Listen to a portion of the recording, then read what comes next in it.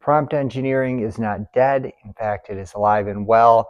Here is a prompt sequence that I think is going to really power up your output, the quality of your output using ChatGPT, Gemini, Claude, these other tools, Perplexity.ai.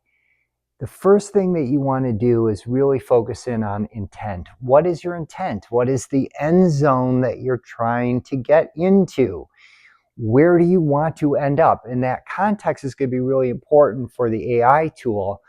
So there's going to be three things that I want to teach you today. One is be clear about the end zone. Here's what we're trying to do. We're going to do a notice of intent or a notice of representation for a client. I'm going to give you the background information for that client.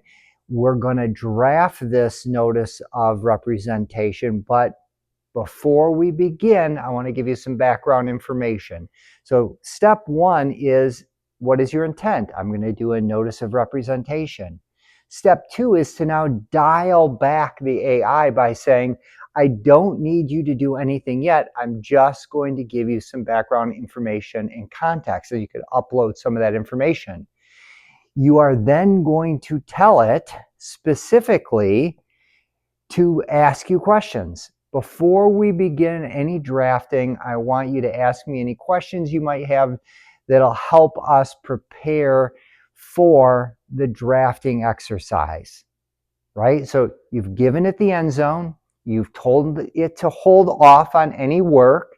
You've asked it to ask you some questions based on some uploaded information. And great, now it's going to ask you some information for more information based on the upload. It's going to hold off on any drafting. After you've answered the questions that it has come up with based on your uploaded information and your end zone, your intent of where you want to end up, now you can say, let's start drafting in Canvas. Here are the things that I want to convey. And look at it, a notice of representation could be a lot of different things.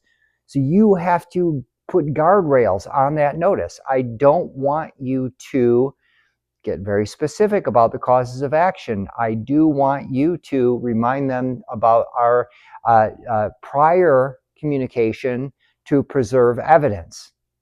I do want you to convey generally the causes of action that we're investigating. I do want you to demand the employee file under the Bullet Plowicki Right to Know Act. These are the types of things you need to include in your prompt. Until next time, my name is Enrico. Have a really happy Thanksgiving. We'll see you. Share, comment, like. We're on